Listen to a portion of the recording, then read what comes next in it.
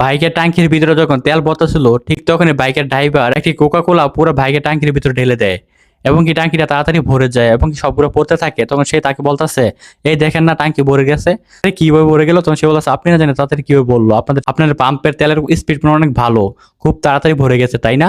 তো সে বলতেছে, আমি জানি না, তো তাড়াতাড়ি ভরার কথা না। সে বললো, হ্যাঁ ভরে গেছে। আচ্ছা আপনি কি কোকা কোলা খাবেন? সে বলতেছে, না আমি খাবো না। তখন সে বলতেছে, আচ্ছা ঠিক আছে, খাইতে হবে না আপনার, আপনার বিল কত টাকা হয়েছে? সে বলতেছে 1200 টাকা। সেই বাইকের ড্রাইভারটি কি একটা কাজ করলো, তার মানে তার ব্যাগ থেকে সে 1500 টাকা দেয় তাকে। তখন সে বলতে লাগলো, আমার কাছে খুচরা নাই তো। তখন সে বলতেছে, আচ্ছা ঠিক আছে, বাকিটা আপনার বকশিস। তখন সেই লোকটা অনেক খুশি হয়ে যায়। তখন সে কি করলো, তখন বাইকটি স্টার্ট দিতে যায়, তখন বাইকটি আর স্টার্ট হচ্ছে না।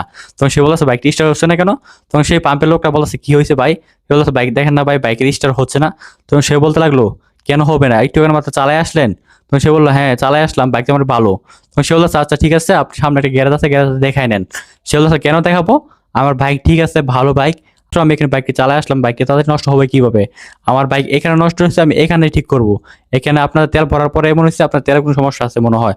সে বলতে লাগলো, সে কি বলেন, তেলের কি সমস্যা হবে? আমাদের তেল তো পুরা হাজার হাজার গাড়ি পরে, কখনো তো তারা কখনো বলে না তেলের সমস্যা। আপনি বলতে তেলের সমস্যা? সে বলতে লাগলো, হ্যাঁ আপনাদের তেলের কিছু সমস্যা, দাঁড়ান আপনার তেলটা একটু পরীক্ষা করবো। সে আবার কি করলো, সেই পুরোনো বোতলটা সে হাতে নেয়, নিয়ে সেই বোতলের মধ্যে টাঙ্কি থেকে কিছু তেল বের করে বলতেছে, দেখেন তো তেলের কালার কেমন থাকে, তেলের কালার কি লাল হয়? পুরো লাল হয়ে গেছে যে তেল। আপনার তেলের সমস্যা? না স্যার, আমাদের তেলের সমস্যা হবে না। সে বলছে, আপনার মালিককে রাখেন। তখন যখন সে বললো, মালিককে কেন রাখবো? মালিককে রাখার কি আছে? এটা আপনার বাইকের সমস্যা, আমাদের তেলের কোনো সমস্যা না। সে বললো, স্যার ঠিক আছে। এই কথা বলার সাথে সাথে পিছন দিয়ে একটি সরকারি অফিসার গাড়ি থেকে নেমে আসে, এসে বলতেছে, এ কি হয়েছে, এখানে কি সমস্যা? সে বলতে লাগলো, স্যার হ্যাঁ আপনাদেরকে আমি কল দিতাম, আপনারা চলে আসলেন, ঠিক আছে সমস্যা নাই। দেখেন তো ওদের তেলের কি সমস্যা, আমি ওদের তেল যখন বাইকে নিলাম তখন থেকে আমার বাইকটা চলতেছে না, আমার বাইকটা একটু অনেক ভালো ছিল। তখন সে বলতে লাগলো, দেখি তো তেলটা কেমন? তখন সেই বোতলে হাতে নিয়ে নিয়ে দেখতেছে, হাত বলতেছে, সত্যিই তো তেলের তো সমস্যা আছে, তেলের কালার তেমন হয় না, তেল কালার কেন লাল?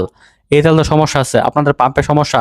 পরে তার সামসাকে বলতেছে, এই পাম্পের মধ্যে সিল মারো এবং কি জরিমানা করো, এই পাম্পটাকে বন্ধ করে দেওয়া হোক। এই কথা বলে তা চলে যাচ্ছিল, ঠিক ঠিক তখনই তার পাম্পের মালিক পিছিয়ে পিছিয়ে দৌড়াতে লাগলো। বলতেছে, স্যার স্যার স্যার, আমাদের তেলের কোনো সমস্যা না, ওনার বাইকের সমস্যা। সে বলতেছে, না বাইকের সমস্যা না, আমি দেখছি আপনার তেলের সমস্যা, আপনার পাম্প বন্ধ করা হবে। তখন সে বলতেছে, স্যার এটা কোনোভাবে সম্ভব না, কোনো কিছু টাকা দে। সে বলতেছে, টাকা দিবেন? তাহলে আপনি 10 লাখ টাকা দেন। সে বলছে, স্যার অনেক টাকা না, এত টাকা আমি কোথায় থেকে দিব? সে বলছে, স্যার তাহলে 15 লাখ টাকা দেন। তাহলে আমরা 15 লাখ টাকা দেন, যত কথা বলবেন ততই টাকা বাড়বে। তখন সে বলতেছে, ঠিক আছে স্যার, আমি আপনাকে 10 লাখ টাকা দিচ্ছি। এই কথা বলে সে 10 লাখ টাকা চেক দিয়ে দেয় এবং কি তারা সেখান থেকে চলে যায়। আর পিছন দিয়ে দেখেন সেই লোকটা চলে গেল। একটু পর তার রাস্তার মধ্যে তিনজন আবার একসাথে হয়ে যায় এবং কি গিয়ে বলতেছে, দেখে একটা প্ল্যান কাটিয়ে আমরা কত টাকার মালিক হয়ে গেলাম।